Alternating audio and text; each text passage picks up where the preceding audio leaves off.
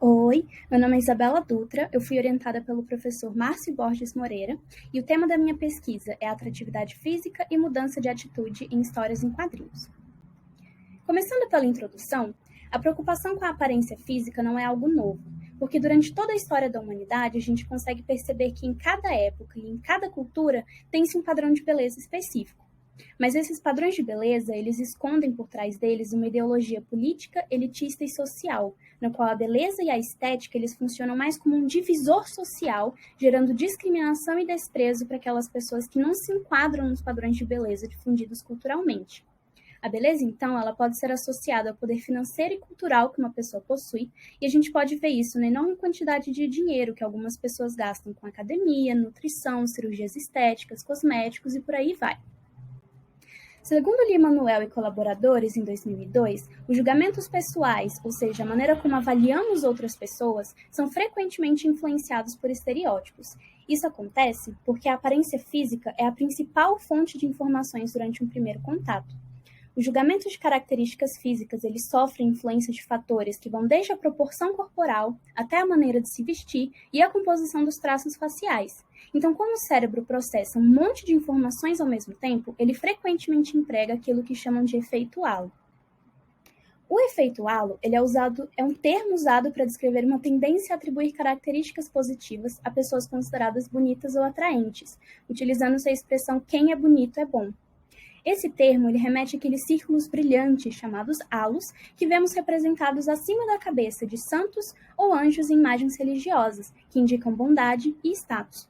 Porém, esse efeito halo ele funciona mais como um estereótipo do que uma versão da realidade, porque não há comprovação científica de que pessoas atraentes sejam mais habilidosas, sociáveis ou melhores em qualquer aspecto do que outras pessoas. Além disso, os analistas do comportamento eles descrevem atitudes como avaliações que fazemos sobre pessoas, objetos ou eventos, sendo um comportamento emitido de acordo com história prévia de aprendizagem e, portanto, passível de mudança. Por meio do paradigma de equivalência de estímulos, é possível tornar substituíveis entre si estímulos sem similaridade física por meio das relações de equivalência e transferência de funções.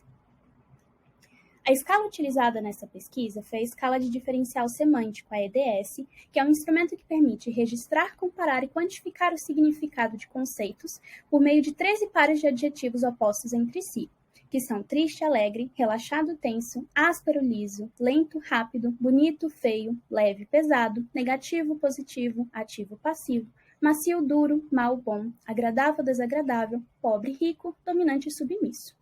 Essa escala ela também foi utilizada no experimento 1 do livro de Moreira e colaboradores, que concluiu que a exposição a histórias em quadrinhos produziu efeito nas avaliações dos personagens, ou seja, foi observada a mudança de atitude em todos os participantes.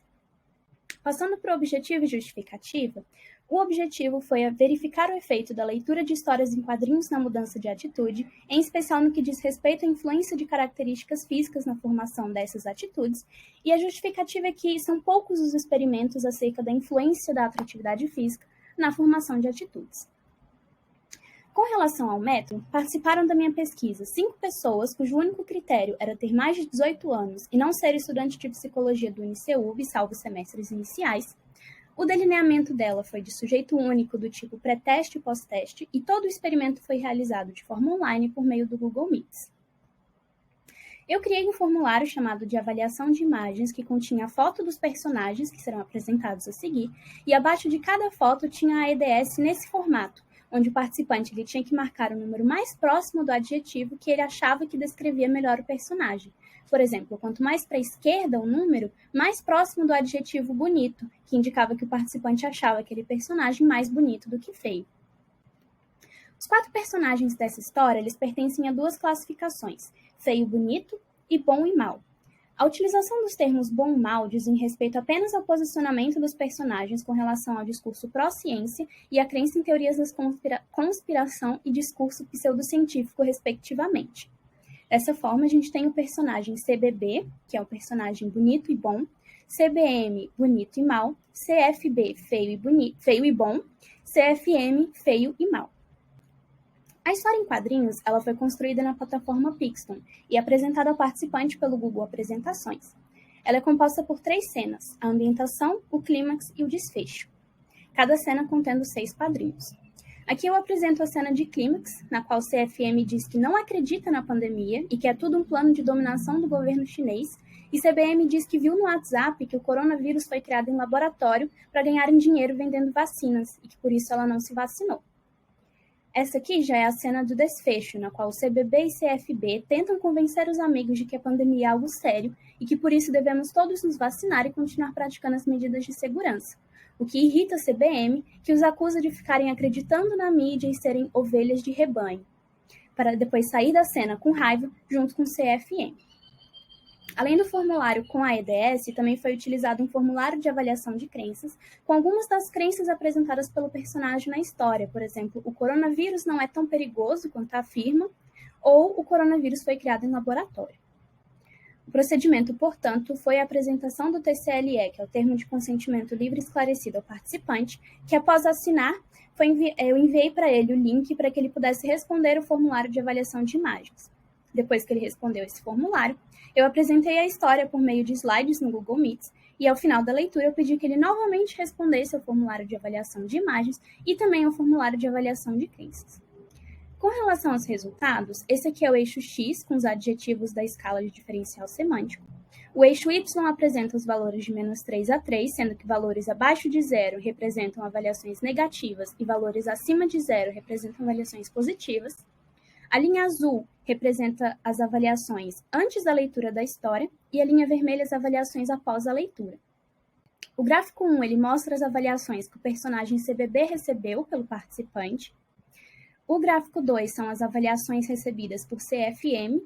O gráfico 3 são as avaliações para a personagem CFB. E, por fim, o gráfico 4 são as avaliações da personagem CBM. Nos resultados do participante 1, a gente vê que ele avaliou positivamente os personagens bonitos e negativamente os personagens maus.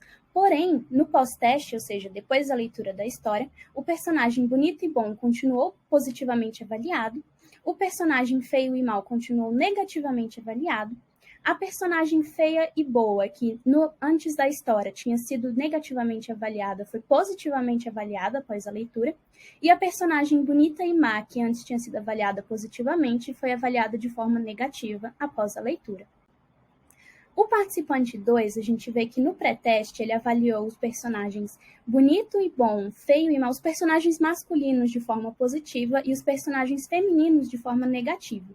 Já no pós-teste, ele foi mais para a questão do bom ou do mal, ou seja, os personagens bons eles foram avaliados positivamente e os personagens maus foram avaliados negativamente. O participante 3 ele foi um pouco diferente, porque ele apresentou uma tendência a avaliar os personagens femininos de forma mais negativa do que os personagens masculinos, tanto no pré-teste quanto no pós-teste. Os dois personagens masculinos, que são CBB e CFM, eles não tiveram nenhuma avaliação negativa após a leitura da história, enquanto os personagens femininas CFB e CBM receberam avaliações negativas no pós-teste, mesmo que tenha havido uma diminuição no número dessas avaliações negativas para CFB e um aumento das avaliações negativas para CBM. O participante 4 ele avaliou de forma negativa os personagens masculinos no pré-teste, de forma positiva os femininos, mas no pós-teste ele avaliou de forma positiva os personagens bons e de forma negativa os personagens maus. O participante 5 apresentou uma avaliação positiva para todos os personagens antes da história, mas no pós-teste ele seguiu essa mesma linha de avaliar positivamente os personagens considerados bons e avaliar de forma negativa os personagens considerados maus.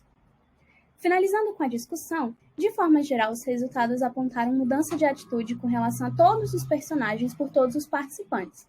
Então, a gente viu com os resultados que os personagens bons eles tiveram mudanças positivas em suas avaliações no pós-teste, ou seja, depois da leitura da história, e os personagens maus eles tiveram avaliações negativas após a leitura.